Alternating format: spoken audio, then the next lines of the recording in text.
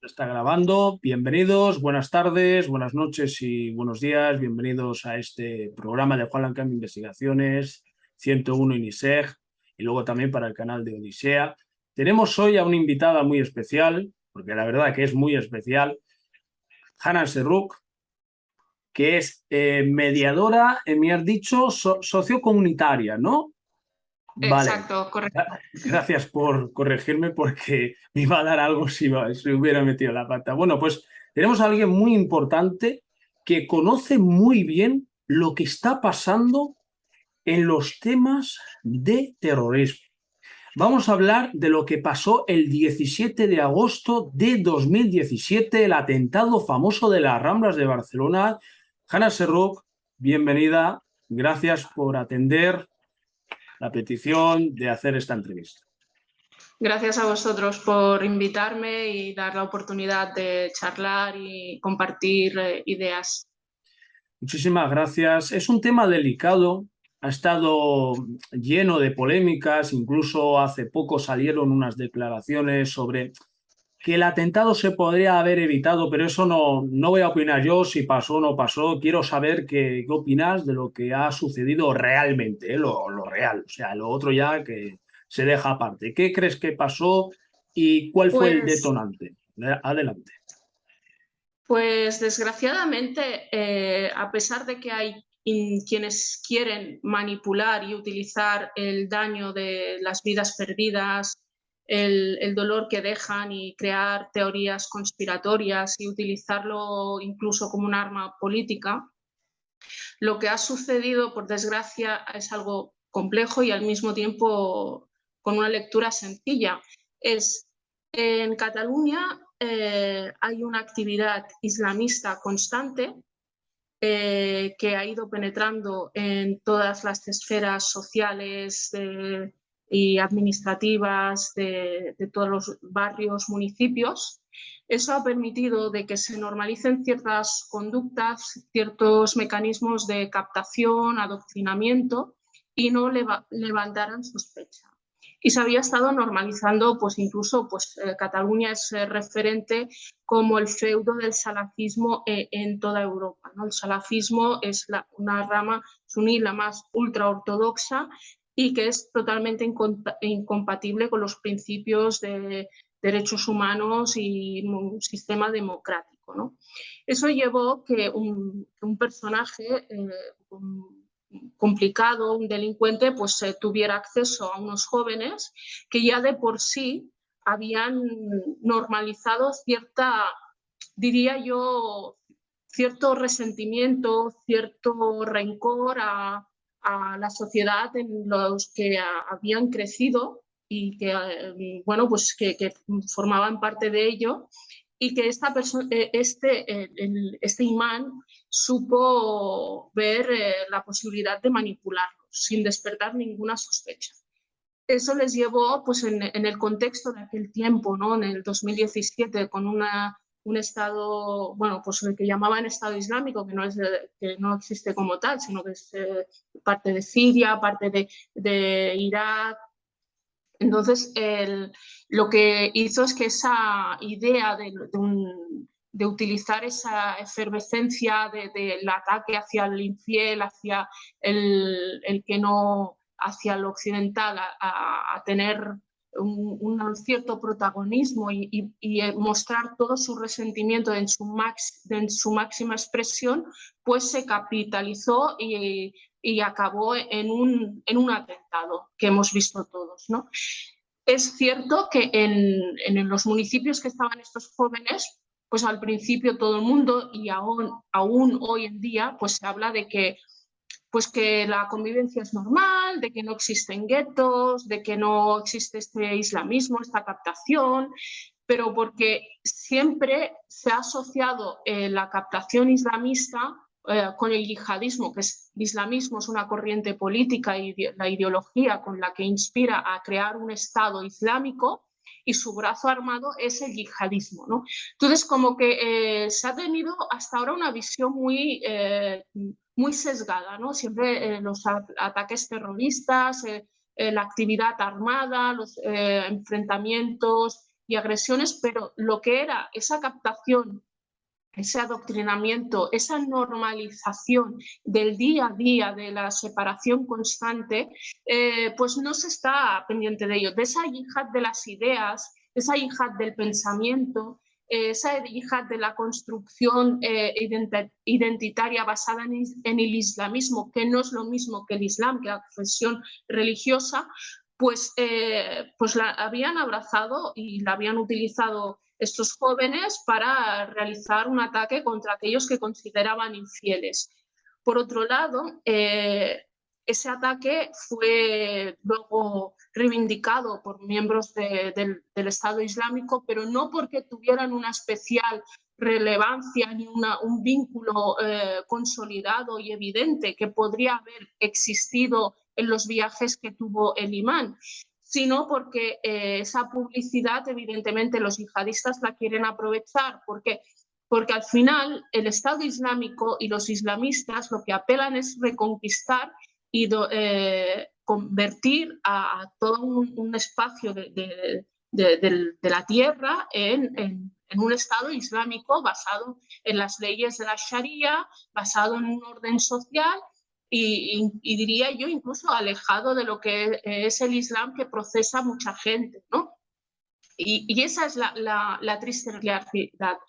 Al mismo tiempo, esto ha llevado a que muchos pues, políticos, agentes sociales, pues viven una constante negación de la existencia de esta realidad, ¿no? Es más fácil identificar que existe un criminal, un delincuente, un violento, que exista una ideología, que exista una corriente social, política que se está instaurando, que nos está transformando y que hay que hacer frente a ello. ¿Por qué lo niegan?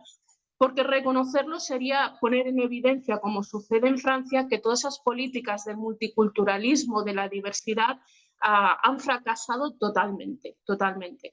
En este sentido, yo siempre pongo de referencia que nosotros nuestra gran ventaja, a diferencia de otros países, es que nuestros cuerpos y fuerzas de seguridad son un referente en la lucha contra el terrorismo y detienen a los delincuentes y detienen a quienes perpetúan un intento de agresión, un intento de atentado, o sea, aplican la ley, ¿no? Ahora bien, en esa lucha están solos, es decir, a nivel de la seguridad ellos actúan, pero luego a nivel de legislación, de organización educativa, social y política, no hay una continuación de esa lucha contra el avance del islamismo. No hay un frente común y un diagnóstico sobre en qué punto estamos, ¿no? Los policías, los cuerpos de seguridad tienen claro cuál es el punto, tienen claro definido el nivel en que estamos, es el nivel 4, pero luego la parte social, la parte política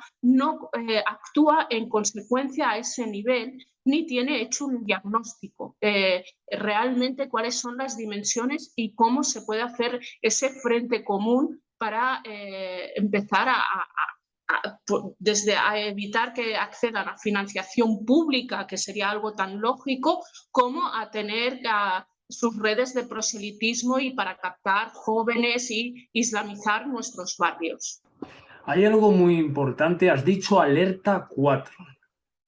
Fíjate que en los medios de comunicación, y no es hacer una crítica, es una opinión de lo que opinamos todos. ¿Esa alerta 4 crees que se puede ir más allá? ¿Hay riesgo que pueda pasar algo? Porque según esos grupos radicales, en sus ideas, según dicen ellos, quieren hacerse con lugares emblemáticos. Incluso han sacado hasta fragmentos de Granada, por ejemplo, la Alhambra, ¿no? Por ejemplo, una zona emblemática. Por ejemplo, Barcelona, cuando has dicho negación de ese grupo de gente que lo niegan, exactamente por qué niegan que está pasando, que quieren quedarse, ¿no? Quieren quedarse con Barcelona, esos barrios Nugó, ¿no? Se llaman Nugó, donde ni la policía puede pasar. ¿Puedes contarnos exactamente si también en el tema de las Ramblas, estos que participaron eran de esos barrios, aparte del imán ese de Ripoll, creo que era de Ripoll, que tuvo un asunto con una bombona de butano en Alcanar, creo que fue, que explotó una bombona de butano y todo eso, si no me falla la memoria, si no me lo corriges, Bueno, por favor, adelante. bueno, lo de Alcalá es que lo de las bombonas, porque eran varias, está vinculado al atentado. Es decir, el objetivo y la idea primera que tenían ellos era de un gran atentado. Un gran atentado con las bombonas, con químicos, etc. Entonces, el objetivo era muy grande. ¿Qué pasó? Que la explosión de Alcanada pues, hizo que ese objetivo no se llevara a cabo, gracias a Dios, ¿no? Fallecieron una parte de esta célula, se quedaron sin material y digamos que a la desesperada organizaron el atropello en Barcelona y luego en Cambrils otro intento de atropello y otra confrontación que abatieron a los restos de la célula, ¿no? Respecto a los negacionistas, ¿no? El tema de negar la complejidad y la dimensión de la amenaza del islamismo se debe únicamente a unos intereses políticos, a unos intereses de especulación de votos. Es decir, hay unos grupos, la izquierda y el comunismo se ha aliado con el islamismo porque, bueno, pues en esa cultura de la multiculturalidad, la diversidad y en todo vale, y dinamitar los principios de la sociedad occidental, ¿no? De su identidad cultural, social, histórica, los valores de la familia, todo eso se lapida y se empieza con el colectivismo, las minorías, etcétera, y el victimismo, pues el islamismo ahí ve una oportunidad haciéndose el víctima, ¿no? De reivindicación de sus derechos, sus presencias, que sufren constantes ataques xenófobos. Esta izquierda, este comunismo salía con ellos para que luego al final tenga unos resultados en unas urnas, ¿no? Está allí, ¿no? No porque tengan un proyecto real de ciudadanía, ni mucho menos. Y es más, es justamente estas políticas de la izquierda que son las que asientan las bases del racismo. Es decir, la segregación por colectivos, el señalar a uno por su nombre tenga que ser un complemento exótico, eso sienta el clasismo y el racismo, cuando otras políticas lo que apelan es a una responsabilidad, a un principio de igualdad y para todos sin distinción, ¿no? Simplemente eres un ciudadano que tienes valor por ti mismo y tienes que tener tu capacidad de ser responsable de tu proyecto y de tu vida con responsabilidad a los que te rodean dentro de un marco común que nosotros pues tenemos una constitución que nos ampara a todos, ¿no? Esto la izquierda pues no lo ve. Entonces se apela a ese victimismo que lo que ha generado este colectivismo pues, es el avance, la proliferación de estas zonas no-go, unas más evidentes porque están especialmente afectadas también por el impacto de la crisis, por el deterioro urbanístico, por zonas con una densidad muy elevada de población, puntos de llegada de inmigración ilegal donde se acogen, pues viviendas ocupadas, etc. Y en otros puntos que no es tan dramático, pero que se han normalizado ciertas conductas. Es decir, ¿no? El que pues los hombres, el salafismo pues no dé la mano a la mujer, en que eventos oficiales se separen los hombres de las mujeres, la presencia del hijab. El hijab es un instrumento político que atenta contra el principio de igualdad y la libertad de la mujer. O sea, es un atentado. Aquí tenemos en municipios donde las niñas no solamente van con hijab, sino que van con hijab negro y no pasa nada. En lugar de prohibirlo, o sea, yo pido que se prohíba el hijab a las menores de edad, y si las mayores de edad, conscientes y responsables de lo que supone y lo que les supone llevar el hijab y las consecuencias que conlleva, pues que lo lleven, pero siendo responsables. Es decir, no me digan que es una cuestión de fe, sino que es un activismo político al cual, igual que sucede en Marruecos, que sucede en Egipto, en Argelia o en Irán, que las mujeres luchan contra esa política, contra esa imposición, ese instrumento, yo también tengo mi derecho en mi país, con la democracia y la libertad que estoy viviendo, en confrontar y enfrentar este símbolo que no deja de ser el instrumento que ya utilizaron como bandera hermanos musulmanes, ¿no?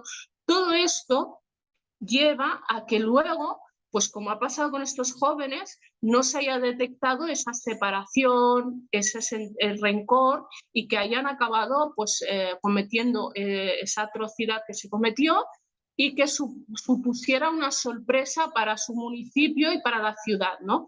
Cuando años atrás se había dicho de que se estaba captando a los jóvenes, cuando años atrás se decía que se estaban generando guetos y se negaba por activa y por pasiva, y quienes decían eso es un alarmismo innecesario, eso es una visión racista, clasista, pues miren, señores, al final se cometió un atentado terrorista con jóvenes que hablaban perfectamente catalán, que habían estado totalmente en entornos normalizados, etc. No estamos hablando solamente de personas excluidas, sin arraigo, personas desestructuradas, sino que han sido jóvenes con una cierta base que se han lanzado a ello. Y es más, fíjate que la gente no se creía en el primer momento de que estos jóvenes voluntariamente hayan hecho ese atentado, hasta que se levantó el secreto de sumario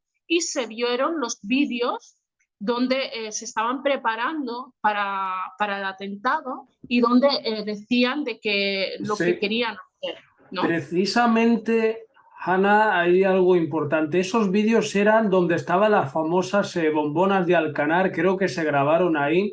Y recuerdo Correcto. exactamente, a ver, hubo una serie de polémicas. El otro día me encontré un vídeo con vídeos de la prensa, porque había salido, y esto es importante explicarlo a la audiencia. Resulta que el gobierno catalán tuvo conflicto con la CIA.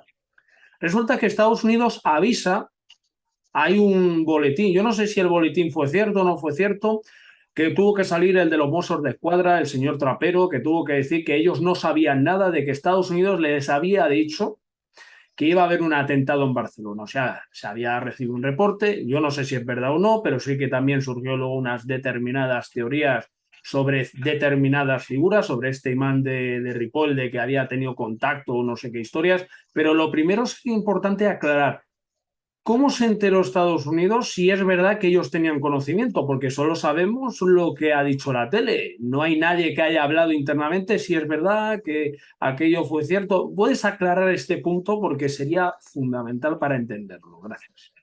Mira, todas las agencias de inteligencia de todos los países están presentes en todos los países. Es decir, tienen ojos y oídos en todos los puntos del mundo, ¿no? Yo no sé si hubo ese comunicado tal cual, estructurado y avisando, ¿no?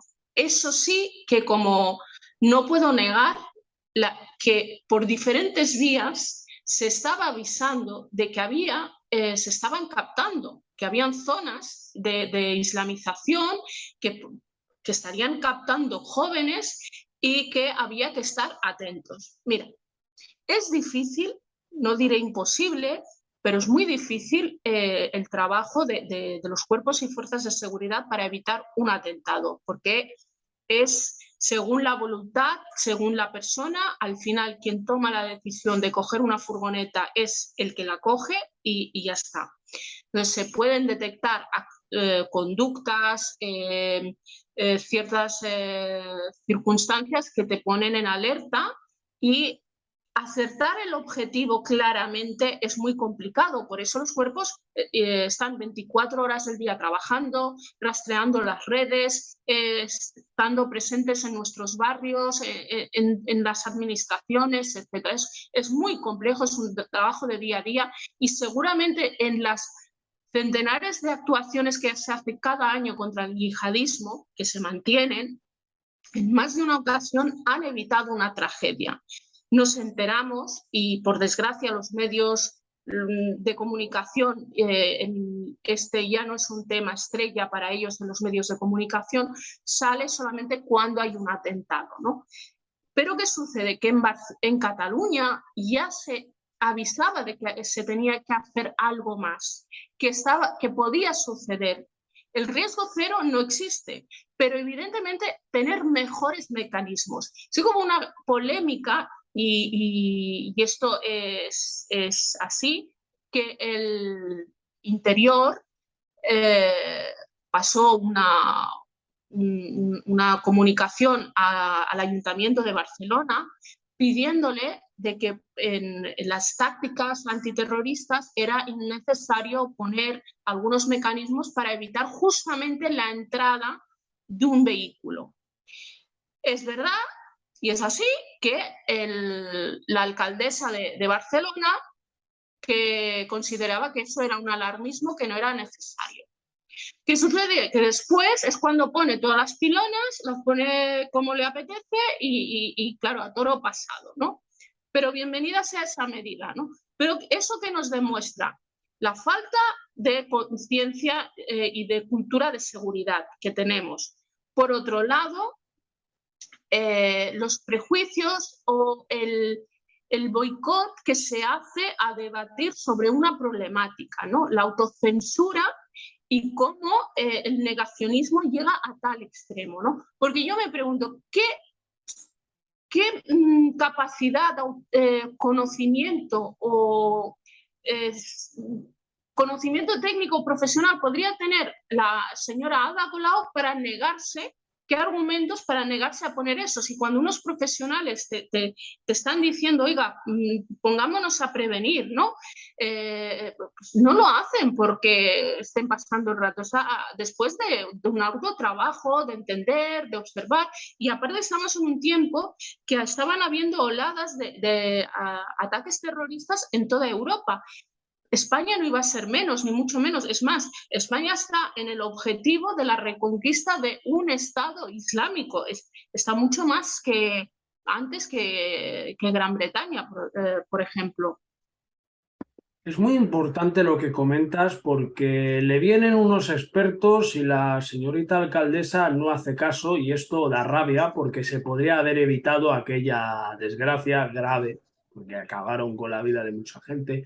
Recuerdo porque siempre cuando quieres ver este tipo de atentados pones algunos canales internacionales, te cuentan una historia y aquí y allá te cuentan otra. Según decían que en aquella tarde el objetivo era la Sagrada Familia.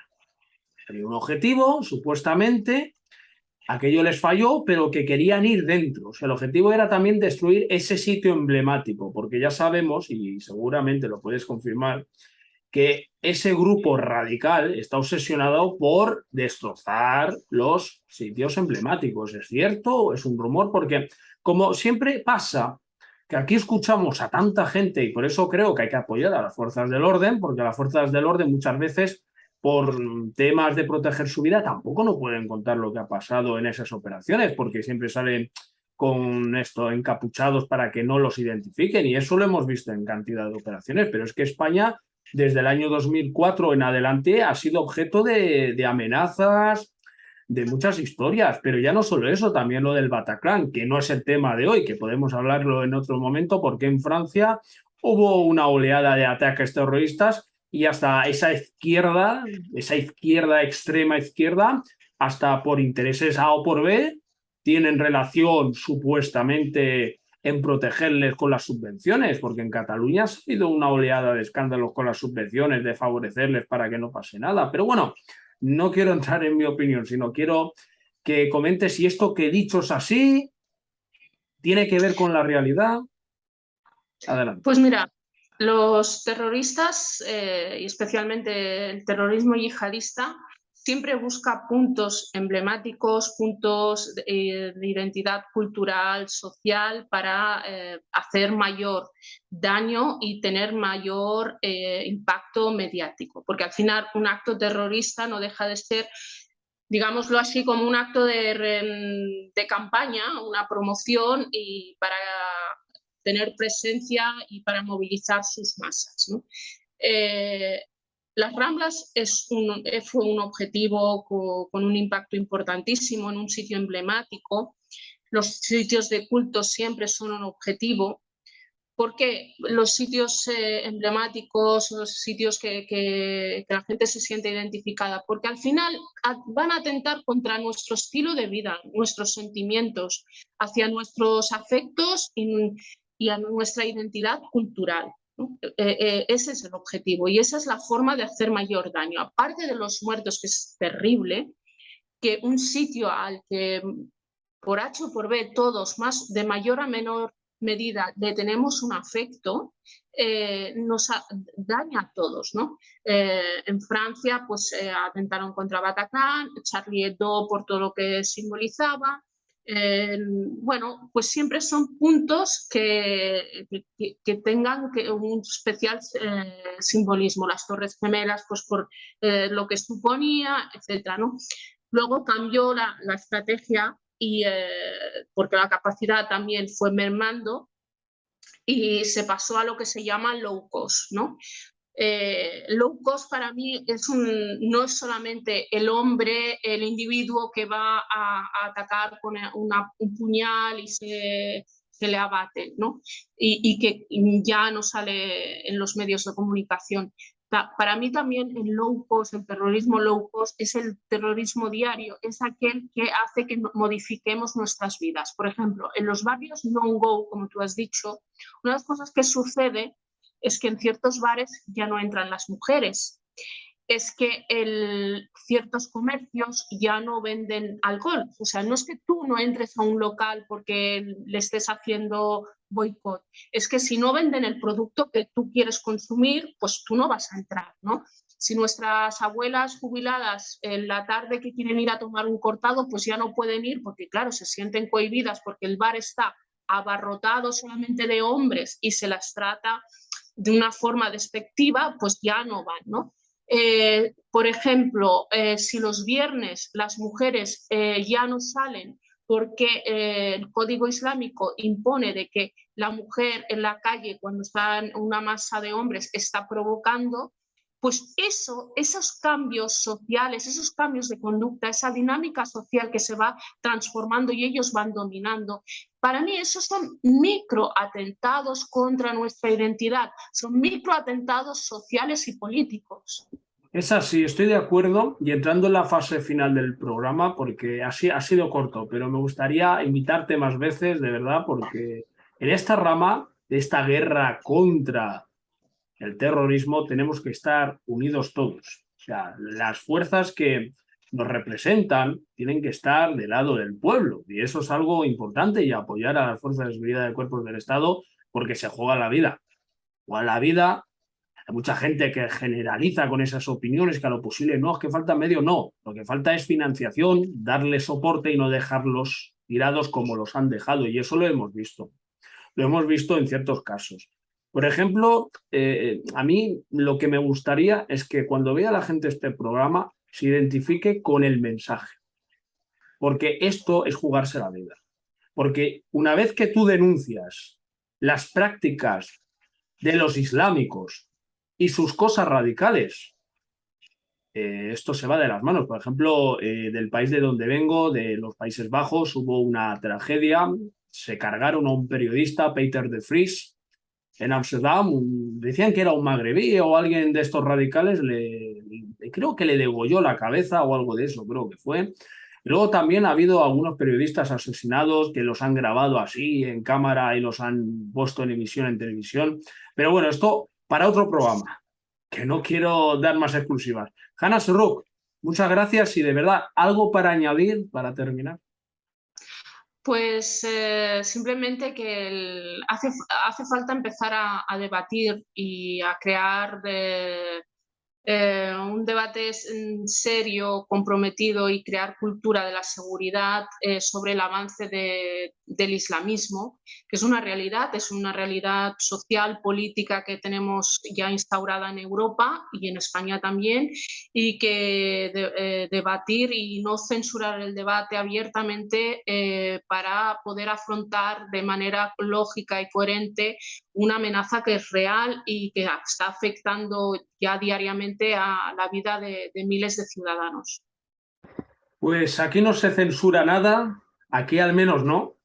Aquí cuanta más gente venga a hablar y a denunciar que esto es una realidad, abrimos las puertas para que la gente hable. Y este es un canal de denuncias, para denunciar lo que está pasando, y más en nuestra querida y amada Barcelona, que hace unos años era el sitio más visitado, con muchos turistas, y ahora se ha convertido que vas por un barrio, ves gente tirada por los suelos. Algún día hablaremos de ello, de cómo está Barcelona, con estadísticas, cómo la han destrozado. No se puede ir, no se puede ir a Barcelona. O sea, al menos bajo mi punto de vista, Barcelona, hasta que no se haga una limpieza, pero a nivel de todos los ámbitos, no recomiendo ir. Mira, yo que soy de Barcelona, mi ciudad natal, está tocada. Está tocada y herida gravemente. Su carácter, la solera, esa alegría, esa apertura al mundo, es verdad que estos años la ha perdido, no solamente por la pandemia, sino por la gestión municipal que estamos padeciendo. Pero yo creo, y poco a poco creo que puede haber una opción, puede haber una esperanza de cambios, pero que los ciudadanos empecemos a reaccionar, porque al final está en nuestras manos. Quienes acaban sirviéndonos y gestionando el bien común público, al final lo ponemos nosotros. Yo tengo la esperanza y la fe que en algún momento esto dé un vuelco, cambie y recuperemos esa Barcelona alegre, ¿no?